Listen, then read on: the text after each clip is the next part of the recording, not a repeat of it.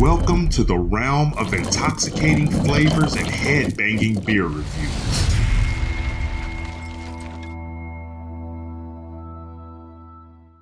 Welcome to another episode of the Rare Beer Club. I'm your host, the Ginger Yeti.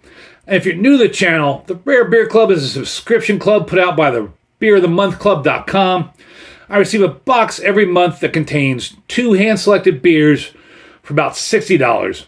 I unbox the beers and select one blindly to review, and then I review the second one in another video. I already reviewed the first one that was in that box. I'll link that video down below, and this is the other beer. Now, what better time to review this beer than this time of year? So what I have is the Samichlaus Classic 2023. Obviously, it's kind of somewhat of a Christmas beer. It's got this like digitized kind of half-assed looking Santa on the front. There's the Samichlaus Classic limited edition. It's 1 pint, 9.4 ounces, 14% alcohol from Castle Brewery, Eggenberg, Austria. I will read what's on the back of the bottle, and then we'll talk about the paperwork. Samichlaus is brewed once a year on December 6th and is aged for 10 months before bottling. This specialty lager is perhaps the rarest in the world. Samichlaus may be aged in the bottle for many years. Older vintages become more complex with a creamy, warm finish. This beer can be served with a hearty, robust dishes and desserts, particularly with chocolates or as an after-dinner drink by itself. And that's everything of importance on the bottle. I'm sure it also goes good with lots and lots of other beers that you've drank by yourself. So the Rare Beer Club always comes with this paperwork. And I'll read to you what the paperwork says. I always post paperwork somewhere, either on Twitter or in my posts on YouTube. But it gives some cool information about the brewery and then about the beer. So like I said, this is the Samichlaus Classic 2023 from Schloss Eggenberg, Vorchdorf, Austria. If I pronounce that correctly, sorry if I butcher those words. And this is pretty crazy interesting. The history of Brauerei Schloss Eggenberg is steeped in centuries of brewing tradition, rooted in its picturesque location in the Schloss Eggenberg region of northern Austria. I'm sure I butchered that. Schloss Eggenberg. I'm terrible at German. Its story dates back to at least the 10th century. That's old as shit. With records suggesting brewing activities were already taking place on the site during this time. The brewery as it stands today is intricately tied to Schloss Eggenberg, a castle that has become synonymous with its legacy. Early brewing records indicate that the area around Schloss Eggenberg was known for producing beer, likely catering to local communities and religious establishments. Dating back to the 10th century, the Eggenberg Castle, which houses the brewery, was constructed in its current form in the 14th century. It served as a focal point of the region, blending aristocratic heritage with practical agricultural and brewing functions. The current iteration of the brewery came into prominence in 1681, when it was purchased by the Storr family. The family began a legacy of brewing excellence that continues today, now under the stewardship of the 9th generation. A 9th generation owned brewery. That is insane. I think Yuengling is only owned by the 6th generation. I think it's Yuengling and Martin Guitars that are the oldest continuously owned family companies in the U.S., and they're both owned by like 6th generation of the family. Anyways, by the 19th century, Schloss Eggenberg had grown into one of Austria's most respected breweries. It embraced modernization while retaining its commitment to traditional brewing methods, particularly the art of lagering, for which it became internationally recognized. The brewery has garnered acclaim for producing unique, high-quality beers such as the iconic Samichlaus, one of the strongest lagers in the world. Good, this will be a night ender. First brewed in Switzerland and later adopted by Schloss Eggenberg, Samichlaus is a prime example of the brewery's ability to innovate while respecting tradition. Today, Schloss Eggenberg is Austria's 3rd largest independent brewery, exporting its beers to over 40 countries worldwide. The brewery remains a family-owned and operated establishment, celebrated for its artisanal approach and commitment to quality with a history spanning more than a millennium. Schloss Eggenberg seamlessly blends ancient brewing traditions with modern expertise, cementing its place as a cornerstone of Austria's brewing heritage. So before we get into the beer itself, paperwork always recommends a glassware, serving temperature, and all that. So it says style is a strong Doppelbock. I think it's been a while since I've had a Doppelbock. Alcohol is 14%. Serving temperature is 42 to 59 degrees Fahrenheit. I wonder what the bottle's at right now before I open it. 50 degrees Fahrenheit. So it's supposed to be 52 to 59. Should be right within range once I open the bottle. And they always say suggested glassware, snifter, tulip, or teku glass. Every single time I've ever had a Rare Beer Club beer, they've at least mentioned snifter, tulip, or teku glass in the suggested glassware. They haven't always mentioned all three, but they've at least mentioned one of those in the suggested glassware. Now let's talk about the beer itself. This world-famous beer gets brewed once a year on December 6th, the day of St. Nicholas. Then gets matured for 10 months before being bottled. At 14% ABV, it's a night ender. It's one of the strongest lagers in the world. Bottles can be cellared for years, and vintage examples can be perfect for celebrating a special occasion. So, the pour. Samichlaus Classic pours a deep, rich amber to mahogany color with a ruby highlights when held to the light. The beer forms a modest tan head that is retained nicely, then dissipates to a rim around the inside of the glass. It leaves minimal lacing but showcases its dense, high alcohol nature. Let's pour the beer.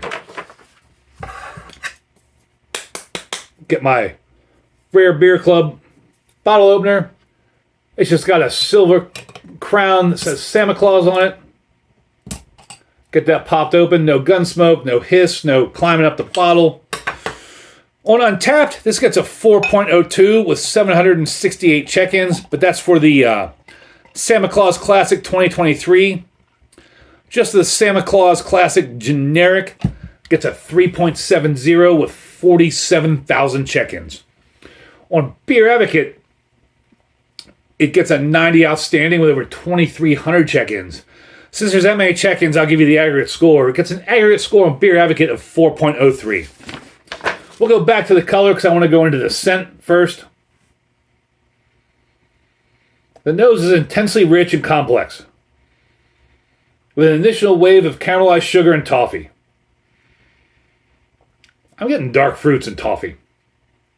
Notes of dark fruits such as raisin, prunes, and figs emerge. Yeah, raisins, prunes, and figs for sure. Accompanied by a hint of molasses. Maybe, yeah, I would say molasses for sure. Subtle undertones of toasted notes, brown bread, and a whisper of chocolate. Balance of sweetness? No way. A warming, almost brandy-like aroma lingers, contributing to its luxurious depth. No. It's just hashtag dip your beak in it. It's just dark fruits, especially prune, fig, maybe a little raisin, and some molasses. So the color, rich, deep amber to mahogany color with ruby highlights. That's almost a cherry juice color. And it looks like soda. That's a soda-like head. There's a lot of soda-like carbonation, effervescence hanging around.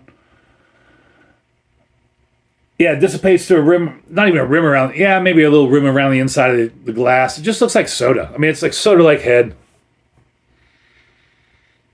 If you poured that in a glass and showed it to me, I would guess that's cherry, some sort of generic cherry cola or cherry soda. That's exactly what that looks like. Let's get a drink on it. Let's taste it and see what it says here. Samichlaus greets the palate with a bold sweetness that mirrors its aroma. Layers of caramel, toffee, and dark molasses dominate. Let's find out. Cheers, everybody.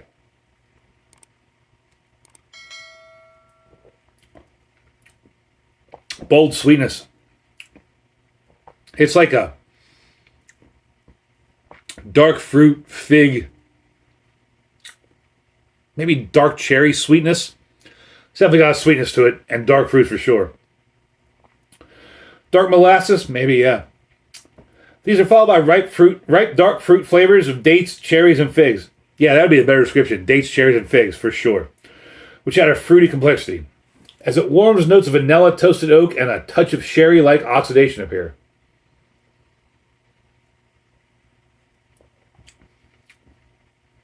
There might be some slight oxidation, but I don't drink sherry, have no clue what sherry tastes like, so I do not get that reference. The alcohol is warming but well integrated. Maybe. Maybe there's a slight warming, like way deep down. Reminiscent of a fine liqueur or dessert wine.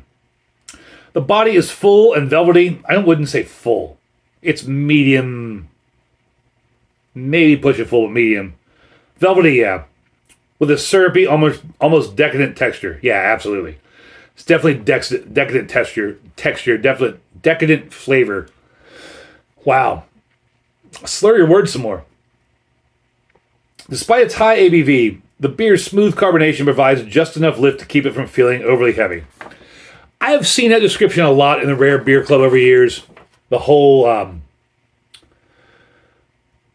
smooth carbonation provides just enough lift to keep it from feeling overly heavy, or something along those lines. And this is the first time I'd agree with that. The finish is long and warm, with lingering notes of caramel, dried fruit, and delicate malt.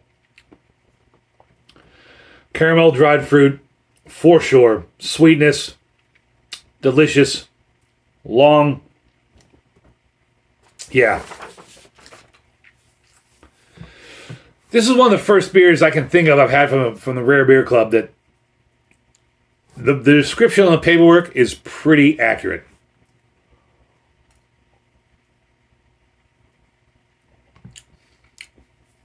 %14 alcohol. Not really noticeable. Maybe there's some slight warming here. Very slight. This is fruity. This is delicious. This is dark fruits. Dark cherry. Cherry liqueur, cherry cordial kind of cherry. Fruity, sweet, decadent. There's the smooth, creamy effervescence. This is, I mean, this is going to sound absurd, but I have said this before with some of my beer reviews. I would pour this over some vanilla ice cream. This would be delicious over vanilla ice cream. This is a phenomenal beer. It's like, I'm going to enjoy this whole bottle by myself, which probably isn't a good thing. But this is a bottle of beer I would not want to share. This is phenomenal. It's so delicious. It's fruity. It's like dark cherries, dark fruits, figs.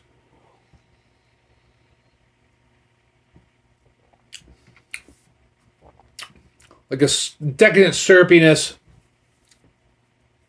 Just enough carbonation to make it not be like flat. I mean, it's just...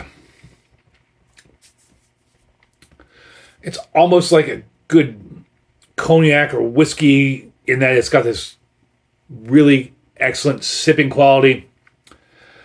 This is a beer that I would love to sit in front of a fire and sip on while smoking a good cigar.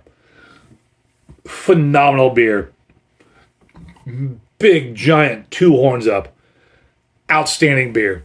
Perfect beer to drink around Christmas time, especially if you're being annoyed by all your in-laws, don't want to deal with them. Pick up a bottle of this, then at Christmas time, you can go sit by the fire, drink this. By the time you're done with this bottle, you'll be feeling good enough to give all your in-laws your political opinions, which may or may not get you in trouble, but it may solve some problems for the following year. But this is an excellent beer. If you can find Samichlaus, whatever version, variety, date you can find it, I'm sure it's going to be 20, 30, 40 bucks. Even at $50 a bottle, I would probably buy this and drink this again. This is absolutely phenomenal. This is magnificent. Please go buy this. If you can find it, go buy it. Hope you enjoyed my video, my rantings and ravings. Thank you all for watching. If you have made it this far, give me a thumbs up down in the comments. Hit that like, hit that subscribe, and as always, embrace the adventure.